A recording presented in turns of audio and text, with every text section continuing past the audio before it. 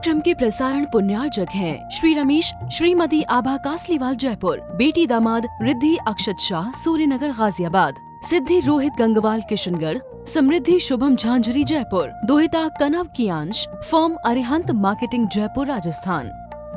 विरक्ति वैराग्य संन्यास के पथ पर भगवान बढ़ गए।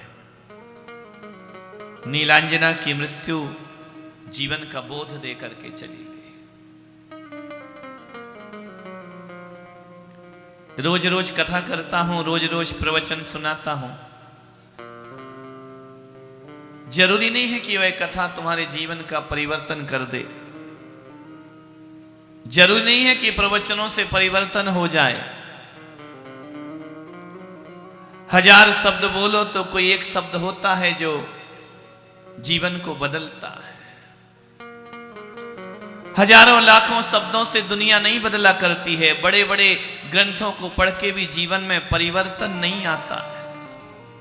तो परिवर्तन का एक शब्द, एक वाक्य कब आएगा कह नहीं सकते हैं, लेकिन आएगा जरूर। देशना लब्धि के बिना सम्यक दर्शन की प्राप्ति नहीं होती है। भगवान की दिव्य देशना का अमृत पान जन्म जन्म करना पड़ता है। एक बार की देशना से जीवन की मंजिलें नहीं मिला करती। कितने समूह शरण में गए हैं, कितने प्रश्न किए हैं, जीवन में कुछ फला नहीं। बचपन से अभी तक धर्म सीख रहे हो, जान रहे हो, गुरुओं से सुन रहे हो, प्रवचनों में मन लगा रहे हो, शास्त्रों को पढ़ रहे हो, कुछ भीतर घटता है क्या? जरूरी नहीं है कि वह पुलक सागर से तुम्हारे जीवन में परिवर्तन आए, कोई जरूरी नहीं। नहीं बदलने वाले मारीच जैसे जीव ऋषभदेव से परिवर्तन नहीं कर पाते अपने जीवन का। ऋषभदेव तो भावलिंगी चतुर्थकालीन के परम तपस्वी भगवान, परम शुद्ध उपयोग में लीन आत्माएं, वह मारीच जैसों का जीवन नहीं बदल पाती हैं। तो आप और हम तो साधारण लोग। श्रेणिक जाते रहे, समूह शरण में बैठते रहे महावीर के, लेकिन वैराग्य नहीं हुआ। वैराग्य पे श्रद्धा तो जग गई, वैराग्य की अनुमोदना तो हो गई, मोक्ष मार्ग को समझ तो लिया, जान तो लिया, लेकिन भीतर कुछ घटा। चेलना से प्रेरित होकर राजा श्रेणिक धर्म के पथ पर तो लग गए, लेकिन अभी विरक्ति पैदा नहीं हुई है। सच बताओ, तुम भी तो ऐसे ही करते हो ना? पूजा कर रहे, मंदिर जा रहे, आहार दे रहे, सब कुछ कर रहे, अभी श्रद्धा भी है। ये नहीं कि सब अश्रद्धा में हो रहा है, श्रद्धा भी है, ज्ञान भी है, लेकिन भीतर परमात्मा का अंकुर अभी फूट नहीं रहा। कब फूट जाए कह नहीं सकते, कब जागृत हो जाए भीतर का सोया हुआ परमात्मा कह नहीं सकते।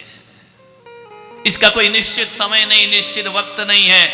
कभी कभी भगवान की मूर्ति से परमात्मा नहीं जाग पाता है, कभी कभी मुर्दे को देख करके भीतर का परमात्मा जागृत हो जाया करता है।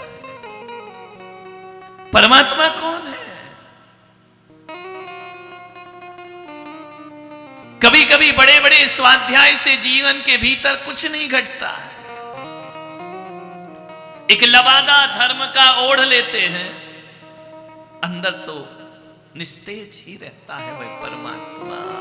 देखा नहीं है एक चट्टान को, उसके ऊपर से नदी बहे, पानी बहे, चट्टान ऊपर ऊपर गीली होती है, लेकिन तोड़ो तो अंदर सूखी निकलती है। बरसात, पानी, नदी उसे बाहर से तो भिगोती है, लेकिन भीतर कुछ भी उसके घटता नहीं, सूखी की सूखी रहती है। कभी किसी कपड़े के गोले को देखना, पानी में डाल दो तो भीतर भी भीगता है और बाहर भी भीगता है, लेकिन जैसे ही पानी से अलग होता है ना, तो भीतर भी सूख जाता है और बाहर भी सूख जाता है। सोचो हमारे भीतर कौन सा धर्म है, चट्टान वाला या कपड़े के गोले वाला। अभी महाराज हैं, चतुर्मास चल रहा है, धर्म में भीतर से भी भीगे हो और बाहर से भी भीगे हो। जिस दिन विहार हो गया, धूप निकली, बाहर से भी सूख गए और भीतर से भी सूख गए। ऐसी जिंदगी, ऐसे धर्म होते हैं। और एक धर्म होता है ऐसा, कभी शक्कर के गोले को देखना, पानी में डाल दो तो शक्कर शक्कर नहीं रहती है भाई, पानी रूप हो जाती है, पानी में घुल जाती है, मिल जाती है और स्वयं भी मीठी होती है और जल को भी मीठा कर दिया करती है। वो वैराग्य है, वह विरक्ति है। ये चट्टान का गीला होना विरक्ति नहीं है, ये वातावरण है। ये कपड़े के गोले का भीतर बाहर भीग जाना कोई बहुत बड़ा काम नहीं है। ये तो कभी कभी मरघट में भी अपन बाहर से भी भीग जाते हैं, भीतर से भी भीग जाते हैं। शमशानी वैराग्य, ध्यान रखना, क्षणिक। भीतर क्या घट जाए, किससे मिल जाए, सत्य कोई कह नहीं सकता है। किसी को पीपल का पत्ता टूटते हुए दिखता है और जीवन का परमात्मा जागृत हो जाता है। कहीं बाल सफेद हुए और भीतर का परमात्मा जागृत हो गया। कहीं इंद्रधनुष बना और विलय हुआ, भीतर की आवाज आई, भीतर का परमात्मा पुकार हुआ, उठा। बुद्ध ने देखा मुर्दा जा रहा है, सारथी से पूछा ये कौन है, इसे लिटा के क्यों ले जा रहे? सारथी ने कहा महाराज इंसान है, इसे ऐसा बांध के क्यों ले जा रहे हैं? युवा बुद्ध, 30 साल की उम्र। सारथी इसे ऐसा क्यों बांधे हैं लोग? बोले ये मर गया है। मृत्यु क्या होती है? जो आया है उसे एक दिन मरना पड़ता है। तो मैं भी मरूंगा, एक दिन तुम भी मरोगे राजकुमार, मुझे भी ऐसे ही ले जाएंगे। बूढ़ा देखा, इसकी कमर क्यों झुकी है, इसके दांत कहां गए, इसकी झुर्रियां क्यों पड़ी हैं? महाराज ये बूढ़ा हो गया है। बूढ़ा कौन होता है? जो आया है एक दिन बूढ़ा जरूर होता है। तो क्या मैं भी बूढ़ा हो जाऊंगा? बोले हाँ महाराज, आप भी बूढ़े होंगे। तो फिर चलो सारथी, किसी महोत्सव में जाने की जरूरत नहीं। जब मरना और जीना निश्चित है, जब ये क्रम चलते ही रहता है, अब महोत्सव में जाने की जरूरत नहीं। जंगल की तरफ रथ लेकर के चलो। महात्मा बुद्ध जंगल की ओर निकल गए।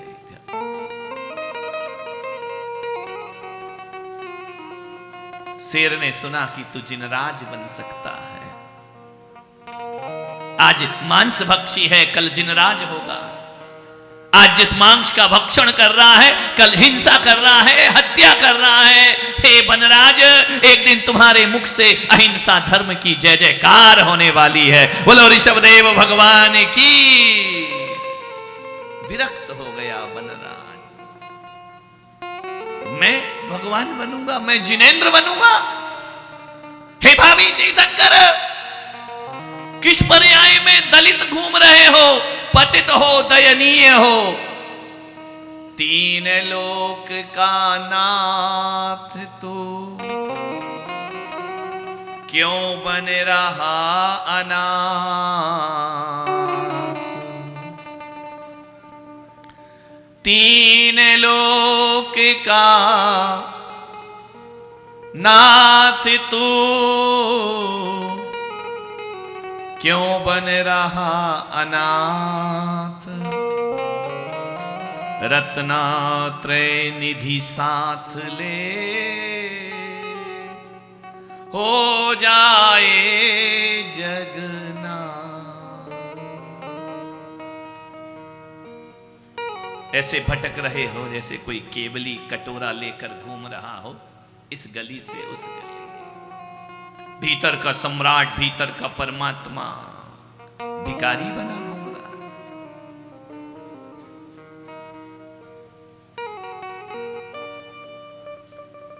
ऋषभदेव ने देखा कि नीलांजना, कपट युद्ध छल, कपट नृत्य, छल नृत्य रचा गया मेरे लिए।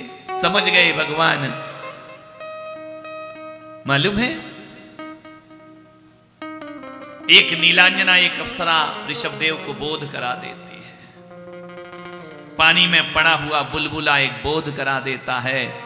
सूर्य का उगना भी जीवन का बोध है और सूर्य का डूबना भी जीवन का बोध है। पदार्थों का मिलना भी जीवन का बोध है और पदार्थों का बिछुड़ जाना ये भी जीवन का बोध है। किसमें जी रहा है इंसान? समझ गए ऋषभदेव। झट जिनके भीतर सन्यास घटता है ना, वो इंतजार नहीं करते, वो रुकते नहीं हैं। करकेश लौंच तत्काल झट वन को ध्याए। भटकते नहीं हैं वो संसार में।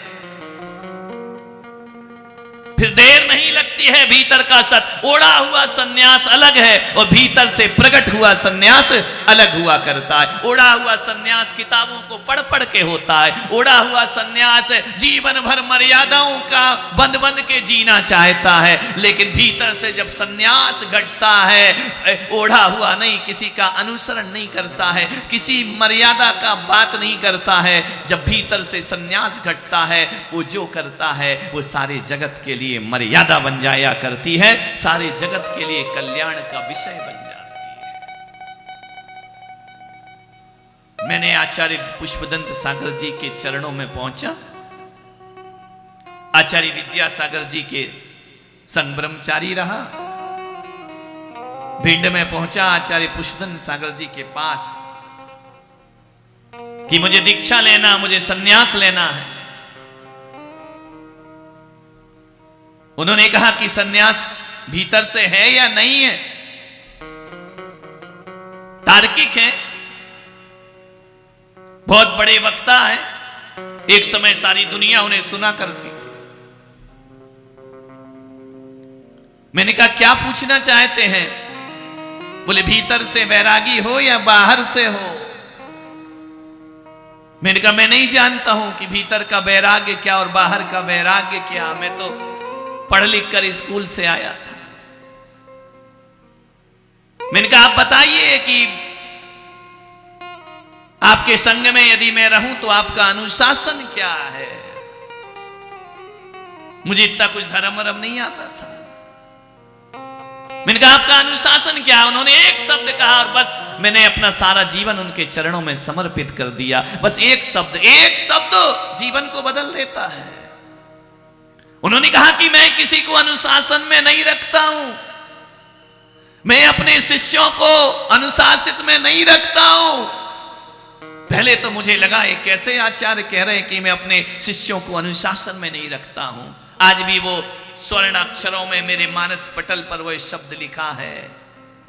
हमारे गुरुदेव ने कहा कि देखो, यदि तुम सच्चे सन्यासी होगे, भीतर से सन्यास होगा, तो अनुशासन में रखने की जरूरत नहीं, अपने आप अनुशासित रहोगे। यदि भीतर की प्यास गहरी है, मुझे डांटने का अवसर नहीं मिलेगा, मुझे दंड का अवसर नहीं मिलेगा, मुझे प्रायश्चित देने का अवसर नहीं मिलेगा। आचार्य को प्रायश्चित देना शौक थोड़ी होता है।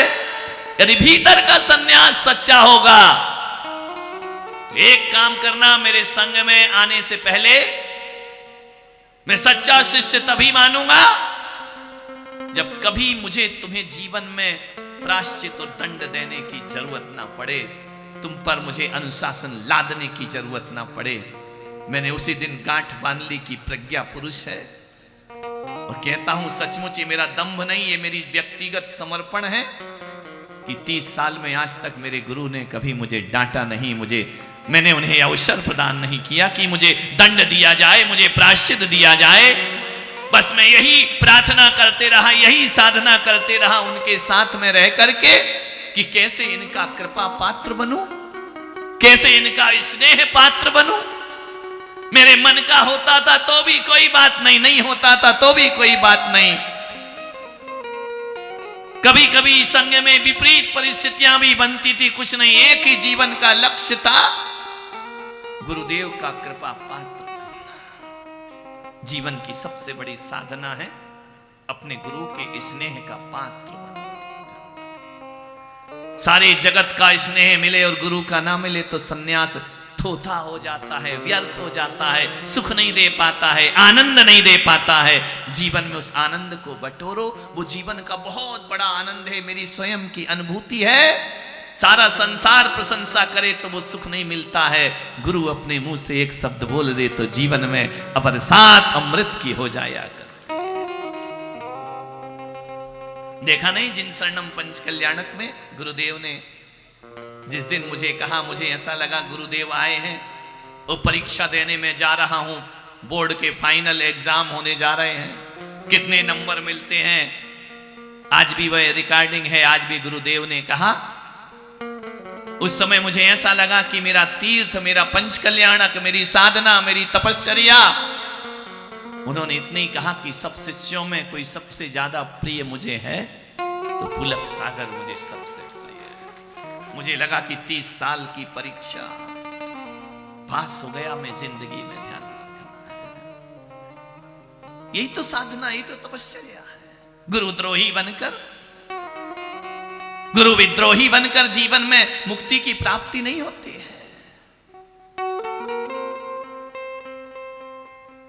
ऋषभदेव ने सत्य को जान लिया एक नीलांजना की मृत्यु से। उन्होंने किसी का अनुसरण नहीं किया। महापुरुष जहां चलते हैं वहीं पंथ बन जाया करता है, वहीं रास्ते बन जाया करते, वो कॉपी नहीं करते हैं। 2-4 प्रवचन यहां से उठाए, वहां से चुराए, वहां से लिए, बन गए वक्ता। नहीं, स्वयं के भीतर का जागृत होना चाहिए, स्वयं की खोज, स्वयं की तलाश। ऋषभदेव ऐसे ही हुए। जाग गया भीतर का वैभव, जोड़ा, इतना जोड़ा, इतना जोड़ा। 96,000 पुत्र वधुएं, कामदेव से पुत्र, चक्रवर्ती सा पुत्र, महान से महान पद ऋषभदेव के घर में। जोड़ा तो इतना जोड़ा, इतना जोड़ा, इतना जोड़ा, इतना जोड़ा, इतना जोड़ा कि दुनिया के किसी तीर्थंकर के पास वैभव नहीं होगा जो ऋषभदेव के पास वैभव था। इस कार्यक्रम के प्रसारण पुण्यार्चक थे श्री रमेश श्रीमती आभा कासलीवाल जयपुर, बेटी दामाद रिद्धि अक्षत शाह सूर्यनगर गाजियाबाद, सिद्धि रोहित गंगवाल किशनगढ़, समृद्धि शुभम झांझरी जयपुर, दोहिता कनव कियांश, फर्म अरिहंत मार्केटिंग जयपुर राजस्थान।